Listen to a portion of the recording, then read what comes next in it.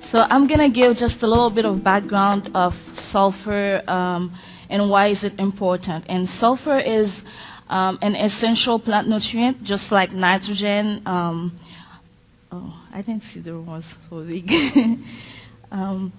So sulfur is an essential plant nutrient. Okay. Just like, did I do something wrong? Okay. Just like nitrogen, phosphorus, and potassium. And it is essential for crop productivity and crop quality in general. So it's a major component of cysteine, this amino acid, cysteine, and methionine, which are important in synthesis of certain protein in the plant.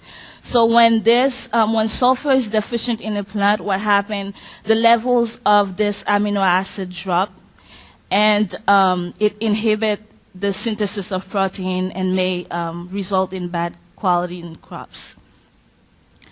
There's also, sulfur plays also an important role in plant photosynthesis, is a major component of ferredoxin, and kind of in the part of electron transfer, and that's probably why deficiency in sulfur is marked by yellowish of plants. So there's not enough protein and not enough photosynthesis. So sulfur concentration in plants are generally within 0.1 to 0.3%, and this might vary under certain conditions. So we might have certain conditions where the sulfur in the tissue is as low as 0.05% or as high as 0.9%. So the major sources of sulfur for crop productivity, it's the sulfur content in the soil, and the sulfur in the atmosphere is above the soil. And most of the sulfur above the soil is coming from wet and dry deposition of sulfur. Most of you might be familiar with the acid rain. Actually, most of the agricultural sulfur used to come from the acid rain.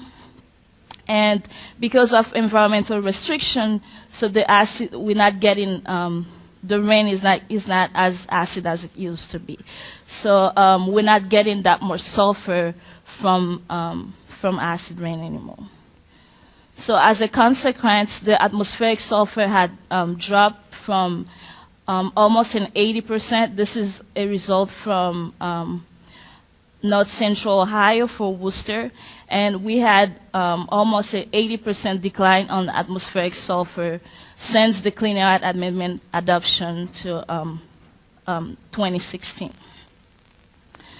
So we're not getting this pool of sulfur that we used to get from acid rain, but we also tend to grow variety that remove much more sulfur in the soil. So there's a direct relationship between harvest, how much we harvest, which part we harvest, and the amount of sulfur we remove from the soil. So this is an updated table on sulfur and on nutrient removal with harvest. So we're going to focus on the sulfur for this stock, and on this side of the table is how much we removed from each bushel of grain we harvest, either for corn, soybean, or wheat. And this is just putting it into perspective for 180 in an average yield we will get in Ohio, how much sulfur we'll remove from the soil. So in this case, each time we harvest 100 bushel of corn, we remove 9 pounds of sulfur in the acre where we harvest.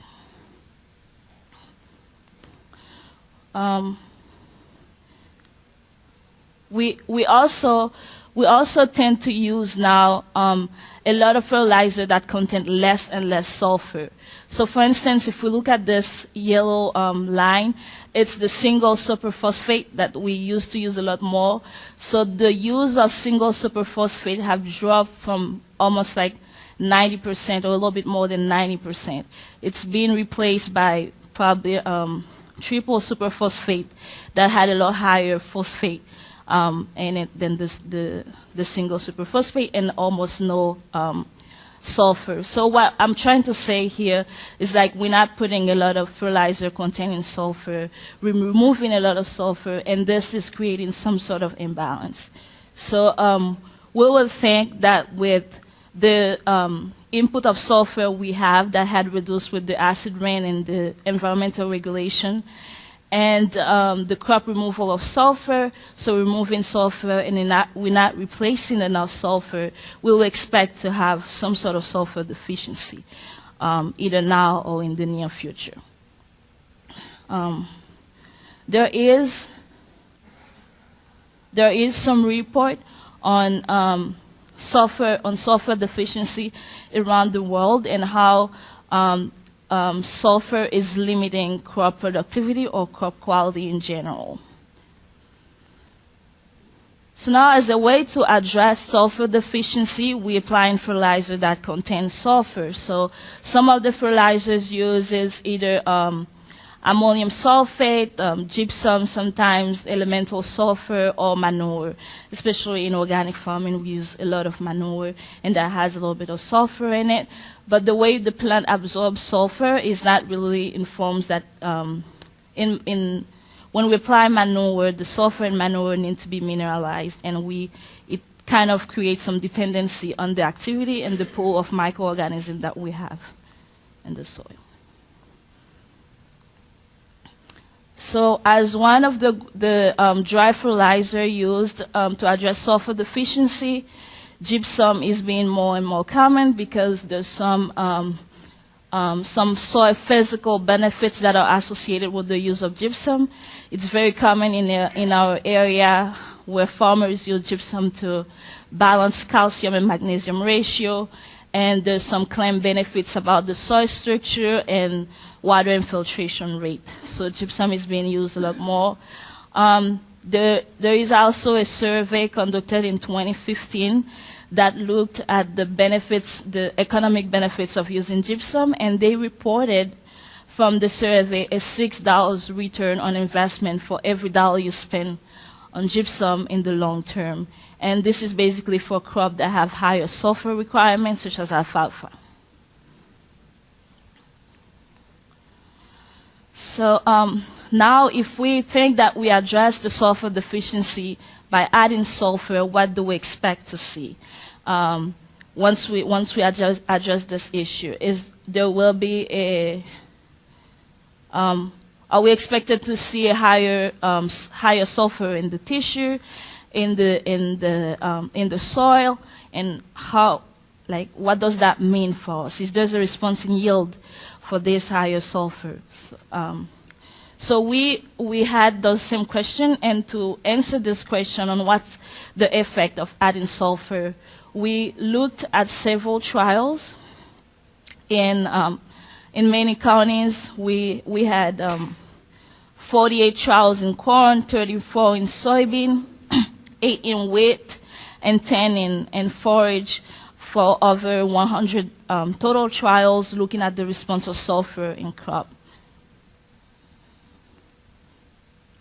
So today I only gonna talk about these 4 studies. The first one is part of my thesis, and it's looking at corn, forage, and oats response to sulfur fertilization on organic farming. So for this, we use mine pelletized gypsum as a source of sulfur, the soybean trial, OSU on-farm corn and soybean, and some of the recent on-farm strip trial as part of the tri-state fertilization recommendation. So these are the studies that we're going to look at.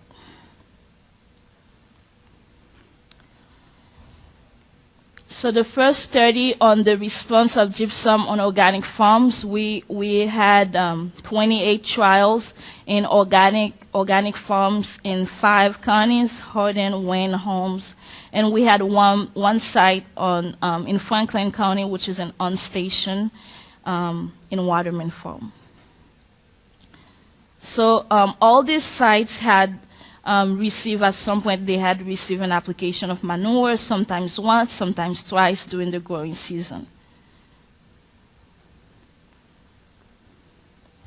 So when we look at the R1 sulfur concentration, So the study was conducted in 2017 and 2018. The data, this data is looking at the crop we had during the 2017 growing season and this for the 2018 growing season. So we had different crops in the sites that we looked at, and almost on every tissue, on the R1 tissue, we did see an increase in sulfur concentration in 2017 and 2018. It looks like we had a higher response in 2017 than 2018, but we did have both very significant difference in sulfur concentration in the leaves.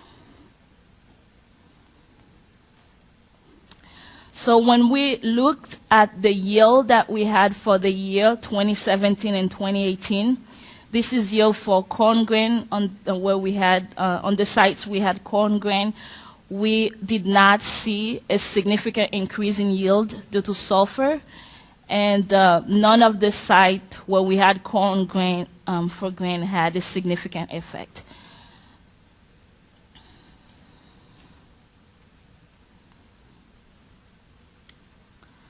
We also looked at yield for forage crop.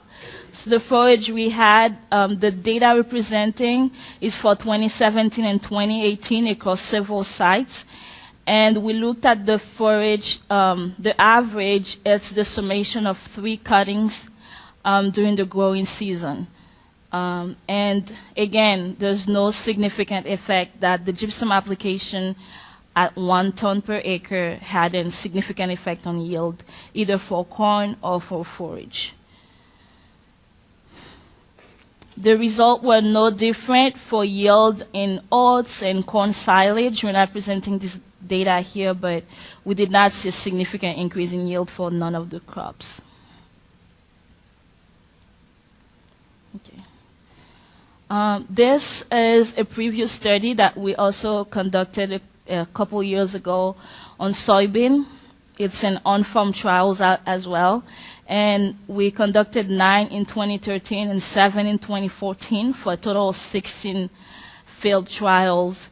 And for these trials, gypsum was applied at 2 tons per acre at planting for soybean. There's, again, no influence in yield on soybean, and the R1 trifoliate were within the recommended range on 0.21 to 0.4% sulfur.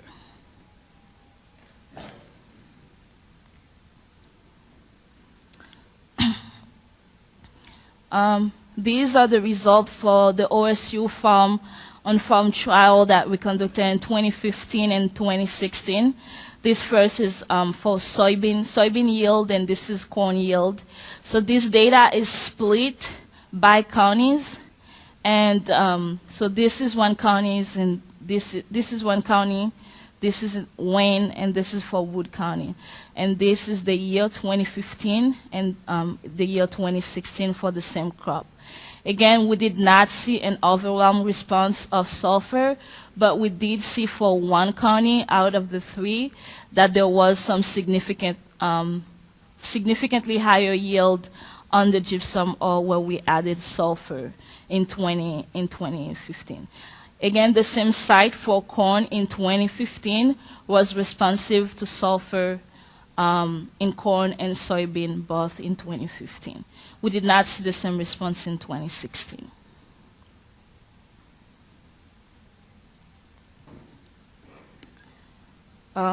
This upcoming result of part of the recent on-farm strip trial as part of the Tri-State Fertilization Recommendation Update. So we conducted some strip trials in several counties. These are 27 corn trials that we conducted in over 13 counties. And we're looking at crop yield after the application of sulfur. And again, this is split by counties. Each one is a county. The darker bar is the gypsum treated, or the sulfur treated, and the gray bar represent the control or check that didn't have any sulfur application. Again, we did not see a consistent response of like sulfur increase in yield, in this set of data.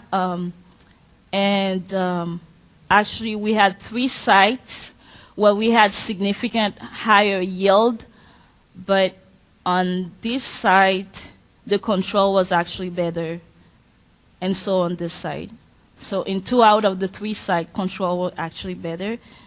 And I think for this site, we also had a sulfur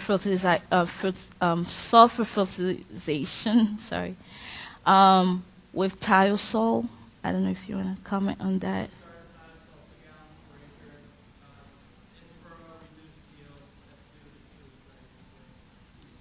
Yes, so that we see a negative correlation with yield on the corn sites. Now looking at the response of the soybean sites, again, we did not see, we generally have like good yield in most of the sites, but we did not see a significant increase with the sulfur application. Again, 2 sites where we did see an increase in yield, and one of them, again, has the same, the control is better yielded than where it receives sulfur. So in summary, the application of gypsum at 1 ton per acre can effectively address sulfur deficiency. We see that with the R1 tissue sulfur response, but we did not see any evidence of an increase in yield of neither of the crop we looked at, either for corn, soybean, forage, or wheat, at least on the short term. Do we need more time? How much longer we need to do this to see a positive response? We don't know. But and then the site where we did see a significant increase, 3 out of 100 experiments.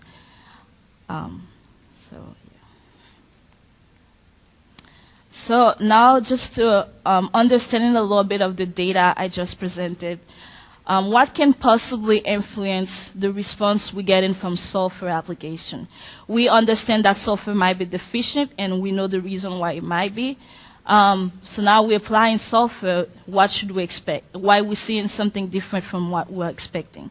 So under these scenarios, that's where we probably will see a significant increase either in yield or a response of sulfur. If we have low organic matter, the rate of mineralization might be lower, so you might need sulfur. Depending on your soil texture, the drainage, and the sulfur, if there's a sulfur deficiency history. Normally in organic farming, there's a lot of input of organic matter. We'll expect their turnover rate to be a little higher, so we might not see a response of sulfur. And these are the scenarios under which you most likely will not see a positive response of using sulfur on a given crop.